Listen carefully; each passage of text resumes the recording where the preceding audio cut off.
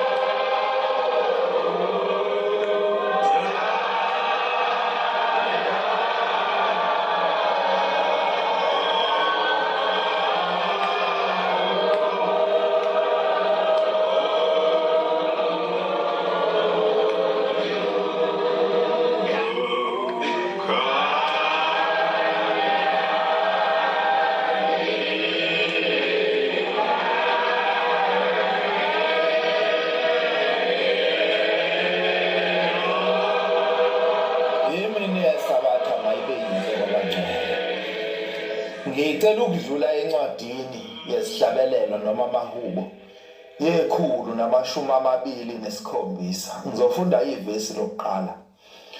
Uma uJehova engakhi indlu, bayakhuthalela ize abakhayo. Uma uJehova engalondoloza umuzi, owugcinayo ulinda ize. Amen. Kulesikhathi salemihla yethu, abantu abaningi abansundu sebeyakholwa manje. Ukukholwa engikhuluma ngakho angisho ukukholwa kokuya einkonzweni nokuya endlini zamasonto. Ngikhuluma ngokukholwa kokumazi uNkulunkulu. Ukukholwa kokwazi ukuthi impilo zethu sonke ziphethwe uNkulunkulu nokuthi uyena uNkulunkulu wasidala. Lokhu kuyegqame kakhulu uma kunomuntu ohambile emhlabeni. Kuye kuthi noma umuntu ubuwazi ukuthi akakholwa wena, kodwa ubone uma esehambile emhlabeni sekunetende sekunenkonzo enkulu yokumphelezela. Bese uyibuza uthi awulo muntu ngoba bengithi akakholwa, le nkonzo yani? Laba abantu ke abaningi esiyesicabange thina ukuthi abakholwa, abaningi babo bayakholwa. Kodwa umehluko phakathi kwabantu abakholwayo, khona abantu abayebethi bekholwa kodwa bengabi nawo amabandla ababhabhatiselwe kuwo. Futhi laba bantu uthola ukuthi abayihambeli inkonzo nje uma kunenkonzo. Futhi abaningi babo abayihluphi nangokuthandaza. Kodwa uthi uma ukhuluma nalo muntu, umuzwa uthi lo muntu uyayazi indaba kaNkulunkulu. Mhlawumbe abe nezathu noma ukubuza akutshela zona ezidala ukuthi angabe nalo ibandla abizwa ngalo. Omunye ke uthola ukuthi noma engaye einkonzweni kodwa unalo ibandla, athi yibandla lakhe wabhabhatiselwa kulo, kodwa akayihambeli inkonzo. Mhlawumbe athi ngake ngahamba ngaye einkonzweni kodwa ngase ngibuye ngiyeka. Abekeke izathu eziningi mhlawumbe eziqondene namakholwa, athi kunamakholwa angamphathanga kahle. Kuyenzeka ke lokho einkonzweni kube khona umuntu oyikholwa kodwa angabi nayo inhliziyo yokuphatha abantu, abahlubula abantu. Omunye umuntu noma engajwayele ukukhuluma kodwa mhla ekhulumile ubona ukuthi lo muntu unomsindo enhlizweni yakhe. Mekhuluma into ezohlubula abantu. Abanye abantu ke bayashesha ukuthi ebese behlala phansi bethi cha ngilungile ngihleli la ekhaya kunoma ngiye enkonzweni bese ngibuya ngihlukile. Bese kuba khona abantu abathi mabekholwa bona bakhuthalele ukuye enkonzweni njalo ngempela sonto bakhuthale bahambe baye enkonzweni. Uma ekhaya kunomntwana osekhulile imvamisa umntwana umfana abazali bakhe nezihlobo baye bemeluleke bathi yabona ke mntanami ngoba usukhulile usiyasebenza sekufanele ke manje ubeke imali wakhe indlu yakho ebese uyaganwa. Lezi zinto ithathwa ngokuthi ziwumgogodla ukuphila komuntu. Kuthiwe uma umuntu ehamba emhlabeni engenayo indlu yakhe engaganiwe lo muntu usuke ehambe enecala. Kodwa kulokhu kweluleka kuvamise ukuthi kusale ukweluleka ukuthi ebese uyamazi uNkulunkulu mntanami. Uzazi neindlela zakhe. uNkulunkulu afuna simkhonze ngazo thina abantwana bakhe. Njengoba ke ngikhuluma ngokuthi laba bantu abanye abakholwayo abaye enkonzweni kodwa uthi uma ukhuluma naye uthola ukuthi lo muntu uyamazi uNkulunkulu. Lolu lwazi lwakhe analo lokwazi uNkulunkulu kungenzeka ukuthi waluncela kubazali bakhe mhlawumbe uzalwa amakholwa. Uthi noma ukhuluma naye indaba kaShembe lo muntu uthola ukuthi lo muntu uyazi kwedlula wena indaba kaShembe. Uma uyikhuluma le ndaba likaNkulunkulu wasekuphakameni aqalaze afuna indawo lapho eningahlala khona phansi akakuxoxele ngale ndaba yalo muntu okhuluma ngaye. Akuxoxele ukuthi uyazi kangakanani yena. Lo muntu ke ngeke usho ukuthi akakholwa. Laba bantu ke abakhuthalela ukuya enkonzweni bona yini bengayeki njengalaba abanye ukuya enkonzweni ngoba nabo bayabhekana nalezi inkinga ezidala abanye abantu bangayi enkonzweni. Bona benziwa yini bengayeki? Benziwa uvalo, bayisaba, basaba indaba yezwe elizayo. Ngoba kuvamisile ukuthi uma umuntu izinto zimhambela kahle uthola ukuthi noma emazi uNkulunkulu kodwa akanandaba nokumkhonza futhi akayihluphi ngakho. Noma uthi ukhuluma indaba kaNkulunkulu naye uthola ukuthi akakunaki ngoba uyabusa unakho konke emhlabeni konke akudingayo. Inyama yakhe ithokozile, inhliziyo yakhe ithokozile, nomphefumulo wakhe uthokozile. Kukancaneke ukuthi umuntu okanjalo acabange ngendaba yokufa, acabange ngendaba yokuthi kusenesikhathi esizayo lapho kuzohlukana khona inyama nomphefumulo. Kodwa umuntu onosizi, umuntu ohluphekile uyethi ma ecabanga ngokuhlupheka kwakhe athi Nkosi ngikhumbule. Ungikhumbule Nkosi lokho kuhlupheka okungiphethe. Kusale la emhlabeni mhla ngihambayo. Ngingahlupheki nasezweni elizayo. Ngathi mangifika kwelizayo ngifike ngiqhubeke nalokho kuhlupheka. Uma umuntu esaphila uyezakheleke indlu njengoba bengisho ukuthi uma ingane isikhulile ilulekwe ngokuthi yakha indlu yakho bese uyakhana. Umuntu ke uyafune iplan yendlu ayithandayo. Ebese efuna umakhi ozomakhela lendlu. Umakhi ke uma eseyakha lendlu uhamba ngokweplan, ubuka le plan yalendlu. Ebese bekhuthala abantu behle benyuka ke bakha lendlu. Omunye uphusha ibhala elinosimende, omunye wenza lokho, omunye wenza lokho. Kodwa into ebaluleke kakhulu kuthi njalo lendlu mayiqhubeka yakhiwa kube nomuntu onolwazi ngokwakhiwa kwezindlu zamaplan ozode efika ezobuka ukuthi lendlu ihamba ngayo yini iplan eyakhishwa umnikazi wendlu. Uma ngabe kutholakala ukuthi siphumile eplanini iyadilizwa noma ngabe siyakhiwe kangakanani iyadilizwa iqalwe phansi. Uma ke siya enkonzweni sisuke siyokwakha indlu yomphefumulo, indlu yezwe elizayo.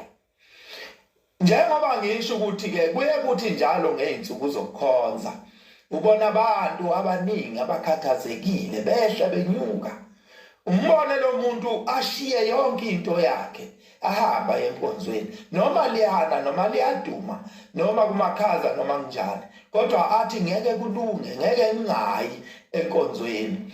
Laba bantu bakha izindlu zabo zezwe elizayo, bakha indlu yomphefumulo, ngoba uma uhlele ekhaya usukuhleli nesitha, isitha esiyinhliziyo yakho, isitha esikwenzisa izinto eziphambanayo nomthetho kaNkulunkulu. Laba bantu ke abahambela inkonzo bayesaba ukuthi lesi sitha esiyinhliziyo yami ngeke ngikwazi ukubhekana naso ngingedwa.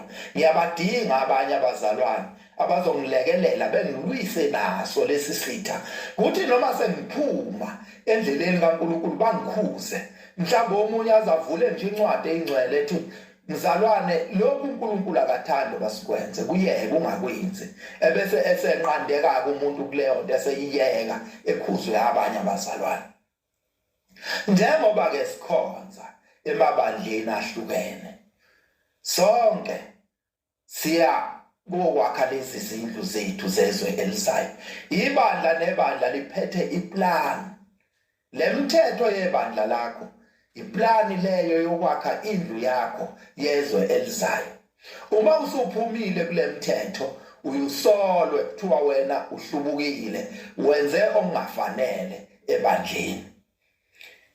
Kodwa ke noma sehlukene bantwana abahle base-Afrika makholwa, noma sehlukene ngamabandla, kodwa uNkulunkulu esimkhonzayo, uJehova esimkhonzayo uyedwa. Siyandawonye sonke kwelizayo, ikhaya lethu linye. uNkulunkulu ke bantwana abahle base-Afrika wasikhiphela iplani yokwakha indlu yezwe elizayo, imithetho eyishumi elotshiwe encwadini engcwele. Le mithetho eyishumi yona plani yakho yokwakha indlu yakho yezwe elizayo. Uma wakha indlu yakho kodwa ungayakhi ngale plani kaNkulunkulu, uyethi uNkulunkulu maye ihlola le ndlu yakho ebese bona ukuthi iphumile eplanini, ebese yadilizwa indlu yakho, ebese wena ungaboni ukuthi kanti le ndlu engiyakhayo ayakheki, siyadilizwa ngoba angiyakhi ngeplani.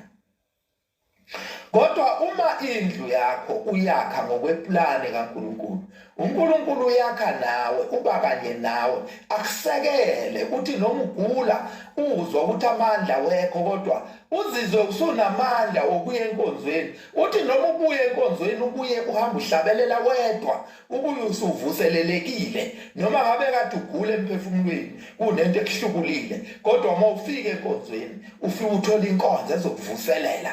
Ngoba lapha enkonzweni kunabantu bakaNkulunkulu ababekwe uNkulunkulu, abanye bagcotshiwe abanye abagcotshiwe, kodwa uNkulunkulu kunendaba enkulu ayibeke kubo ukuthi ma esephakathi kwabantwana bakhe uNkulunkulu ethi mekhuluma bavuseleleke, ebese ziyaqoqeka izimvu zikaNkulunkulu. Kodwa uma le ndlu yakho ungayakhi ngokweplani kaNkulunkulu, uNkulunkulu uyakushiya, akushiye wedwa. Noma ungakhuthala kangakanani-ke wakha le ndlu, khuthalele ukuyakha, kodwa usuke usukhuthalela ize. Isho njalo le ncwadi esiyifundile. Ithi uma umuntu ekhuthalela ukwakha indlu kodwa angayakhi uJehova, lowo muntu ukhuthalela ize. Noma ungawulondoloza umuzi wakho, kodwa uma la kulo muzi ningawugcini umthetho kaNkulunkulu, nigcina ize, nilondoloza ize, uNkulunkulu akekho kuleyo nto. uNkulunkulu akafuni senze ngokubona kwethu, ufuna sihambe ngokwendlela yakhe, ufuna sihambe ngokwemiyalo yakhe, ufuna sakhe izindlu zethu ngokwale plane yakhishwa uyena. Usho njalo uShembe lapha emthandazweni weSabatha kuverse 50. Uthi noma niphume emazweni onke aphansi kwezulu, nilethe iminikelo yenu ngenjabulo kuJehova emzini wasekuphakameni. Uma kodwa ningayigcini imithetho yakhe uJehova, akayikuyemukela le minikelo yenu. Uma unikela kumuntu usuke unikela umnikelo kaNkulunkulu, uJehova usuke ubona lo mnikelo, ebese kuthi umuntu ngoba umuntu wasemhlabeni awumukele umnikelo wakho kodwa uNkulunkulu uJehova wethu lo owumoya usuke kubona ukuthi njengoba unikela nje wena awuyigcini imithetho yakhe ebese ngawubhala indawo lomnikelo wakho ebese kuba ukuthi lo muntu umnika imali nje kodwa kungasewona umnikelo kanti umnikelo uyindaba enkulu ngoba uma unikela uthi uShembe usukunikela isithukuthuku sakho usukuwakha indlu yakho yezwe elizayo usubeka isitini endlini yakho yezwe elizayo.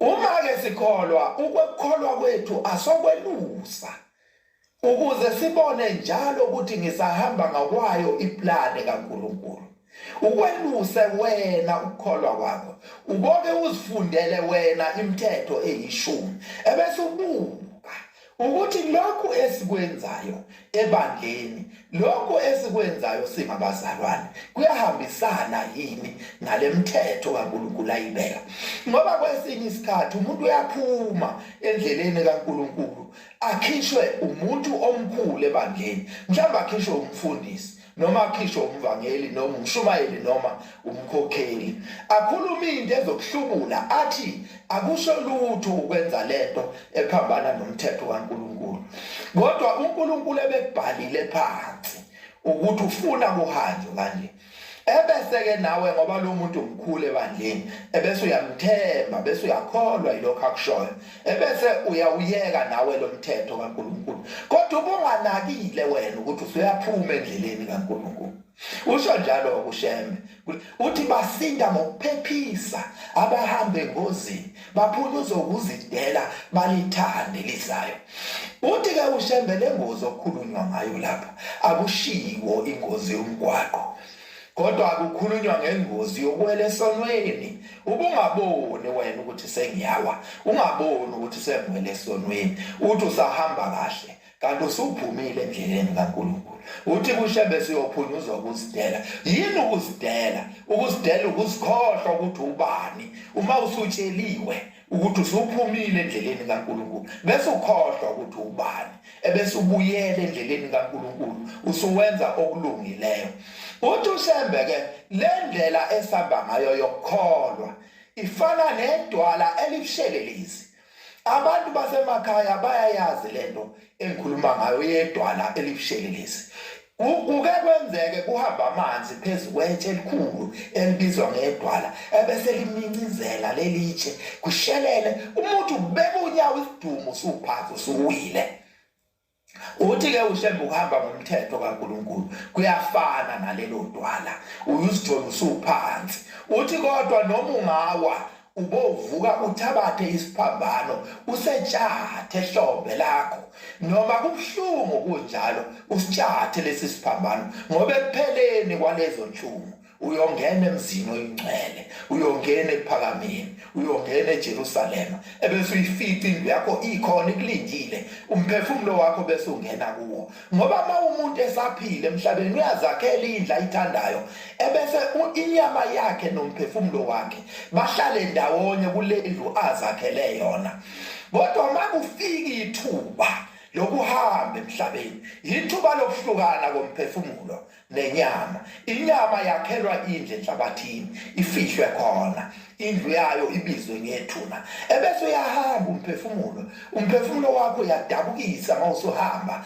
uma kuukuthi wena ubungawulungiselelanga ukuthi uthi mawufike ekhaya ufike ungene endlini yawo uyudabukise Nkosi yami ungazi umphefumulo wakho ukuthi uzoshona phi ke manje ngoba kade uhleli kule nyama yakho kodwa le nyama ingamsebenzeli uNkulunkulu ebese uhamba ke lo mphefumulo udabukise uthi mawusufike ekhaya ubusuwaliwa ukuthi indawo yakhe ayikho lapha uthi uyabuya lo mphefumulo uthola ukuthi nawe futhi usulele phansi usucahlile ethuneni awusakwazi lo mphefumulo ukuthi ubuyele kuwe bese uthi asiqhubeke nokuphila ungabi nalo ikhaya ubusudwayisa lo mphefumulo wakho wehle wenyuka kuthi ebusuku abantu bahlangane nawe usubizwa ngomungcwi wehla wenyuka ungazi ukuthi uzoyapi ngoba lo mphefumulo awunayo indaba. Sengiyabonga abantwana abahle basezulwini Inkosi ibusise nikuzwile. Amen.